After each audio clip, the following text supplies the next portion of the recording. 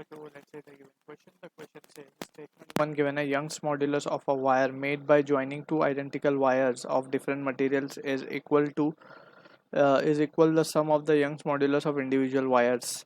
सो यहाँ पे हमें डायग्राम्स गिवन है, दो वायर को हमने कंबाइन किया, same area of cross section है और सेम लेंथ के वायर हैं. सो स्टेटमेंट टू हमें गिवन है, if the load hanging on a wire is doubled the energy stored in it also doubled. Option A given है, both statement 1 and statement 2 are correct. Option 2, both statement 1 and statement 2 are incorrect. Option 3, statement 1 is correct and statement 2 is incorrect. Option 4, statement 1 is incorrect and statement 2 is correct. So इस question का जो की concept है, that is the concept of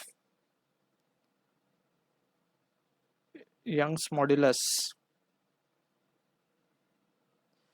So when we talk about Young's modulus, we defined it for longitudinal stress upon longitudinal strain. या फिर अगर हम formula लिखें यंग मॉड्यूलस का, so we can write it as to be force upon area that is longitudinal stress upon the strain. तो strain को हम लिख सकते हैं चेंज इन लेंथ, मान लेते हैं L, upon original length capital L. ठीक है. सो इस तरीके से we can have the value of Young's modulus. अब जो सिचुएशन हमें गिवन है उसको एनालाइज करते हैं. Let's suppose we have a wire जो कि कंबाइंड है, दो अलग वायर से हम मान लेते हैं. अभी एक जनरल केस हम डिस्कस करें, then we will try to understand it further. Let's suppose हमारे पास ये एक वायर है, ये कुछ अलग अलग मटेरियल से बना हुआ है. इसकी लेंथ हम मान लेते हैं L1, इसकी मान लेते हैं L2, area of cross section same मान लेते हैं. अब इसके ऊपर एक फोर्स लग रहा है F, इस तरीके से. ठीक है.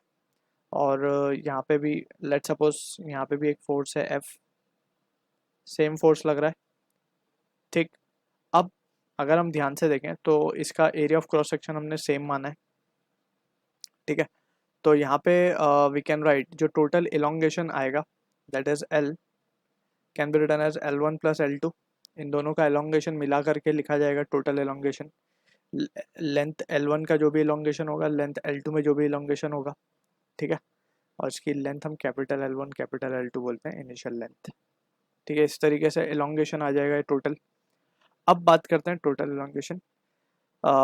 एलोंगेशन को ये फॉर्मूले से हम क्या लिख सकते हैं, elongation will be equals to F by A Y into capital L. ठीक है. सो यहाँ से वी कैन सब्सटीट्यूट फोर्स क्योंकि सेम है, एरिया ऑफ क्रॉस सेक्शन भी सेम है. यंग मॉड्यूलस इसका मान लेते हैं y1, इसका मान लेते हैं y2. सो टोटल के लिए जो हम मान लेंगे उसको इफेक्टिव मान लेंगे, पूरा कॉम्बिनेशन. ठीक है. y effective and that will be equals to and that into L, the total length that will be L1 plus L2. Original length L1 plus L2 combine होगी इसकी. ठीक है. अब इंडिविजुअल के लिए लिखेंगे, so it will be force तो same है, area of cross section same है, इसका यंग मॉड्यूलस y1 है, इसकी लेंथ L1 है, plus F L2 upon y8. इस तरीके से ये भी रिजल्ट आ गया हमारे पास.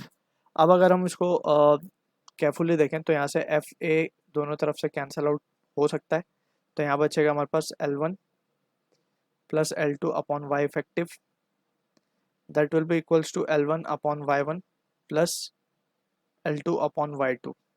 अब यहाँ से अगर हम देखें ध्यान से तो वी कैन राइट इफ, जैसे हमारा एक्चुअल केस गिवन है L1 और L2 सेम लेंथ के हैं L. ठीक है ना. तो finally we can have the result as 2L upon y effective will be equals to L by y1 L by y2. तो यहाँ से L L भी कैंसिल हो सकता है both side.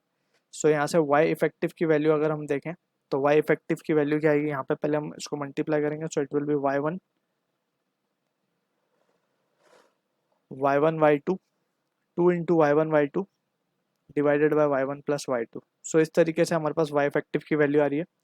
It is not actually the sum of y1 plus y2, right, जो कि हमसे बोला गया है यहाँ पे कि is equals to the sum of Young modulus of individual wire. That is not the case.